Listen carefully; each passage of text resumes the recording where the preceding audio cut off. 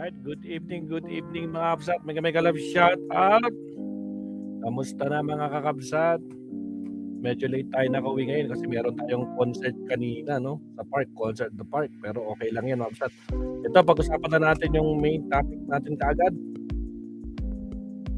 Ito na mga kakabsat. Diyos ko Lord, DOJ Secretary Vida, pinapa-aresto na mga kakabsat. Itong pugante mga kakabsat at long last, no?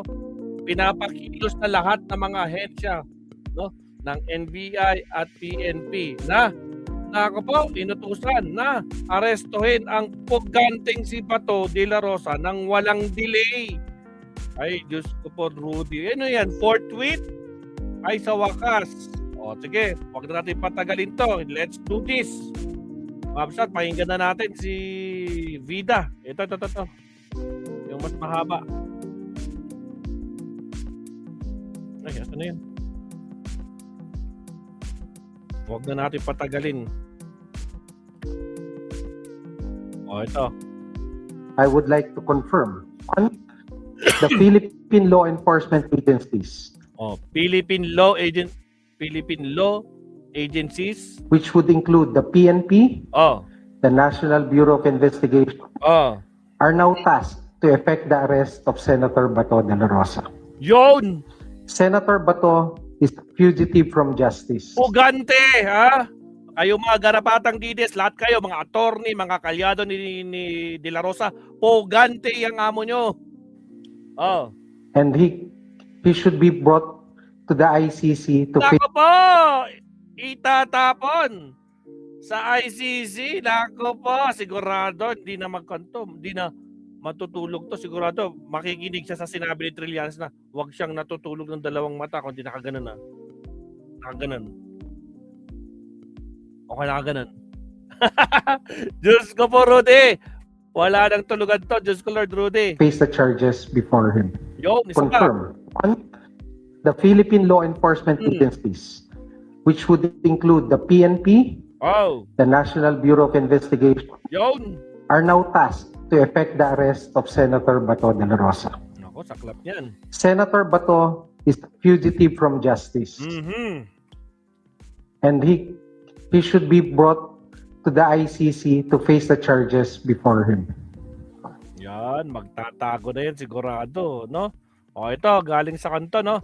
Statement of NBI Director Matibag on DOJ order to arrest the fugitive Bato de la Rosa. Ito sabi niya, as a law enforcement arm of the government, the National Bureau of Investigation NBI will carry out Justice Secretary Frederick Vida's order to serve the arrest warrant issued by the International Criminal Court against Senator Bato de la Rosa.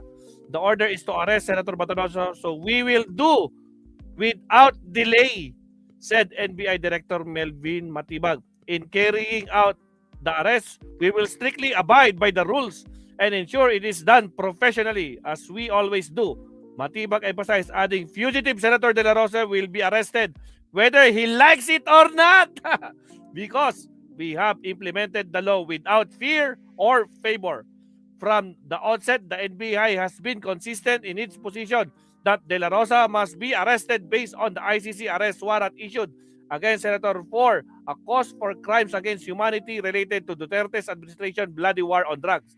De La Rosa sought a temporary restraining order and or status quo until order of SQAO from the Supreme Court to prevent the government from enforcing the ICC warrant on Philippine soil. However, the High Court denied the petition on Wednesday by a vote of 951.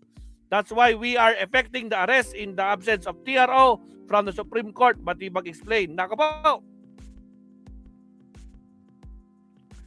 If the aftermath of the May 13 Senate shooting, the NBI chief affirmed that the agency full cooperation with the fact-finding panel established by the Department of Justice, DOJ, and reiterated the NBI commitment to transparent and truthful and orderly inquiry regarding its attempt to serve the warrant on De La Rosas on May 11 and the subsequent Senate shooting on May 13. Matibag said that the NBI had already responded favorably to the parallel request from the Criminal Investigation and Detection Group of the Philippine National Police and has since taken sworn statement from all NBI personnel deployed at the government service in Q1 system premises on the night of 13th.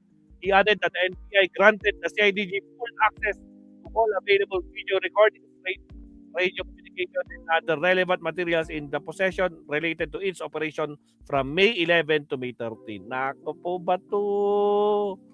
NBI will arrest you without delay. The National Bureau of Investigation will arrest Senator Bato de la Rosa following the direction of the lead agency, Department of Justice. The order is to arrest Senator de la Rosa. So we'll do it without delay in carrying out the arrest. We will strictly abide by the rules to ensure it is done professionally as we always do, NBI said. Nako po! Wala na to. Diyos ko Lord Rudy. Mga kakabsat, sigurado to. Wala nang pagtatakbuhan to. Mark Bon Jovi, shoutout sa mga bago pasok sa inyo.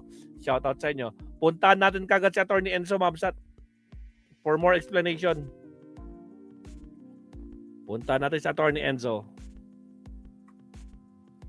Attorney Enzo, where are you? Corner na si Bato. Suntok sa boda lang kung magkaapila pa. Naku po, hindi yan. Wala na bang mas kwan dito?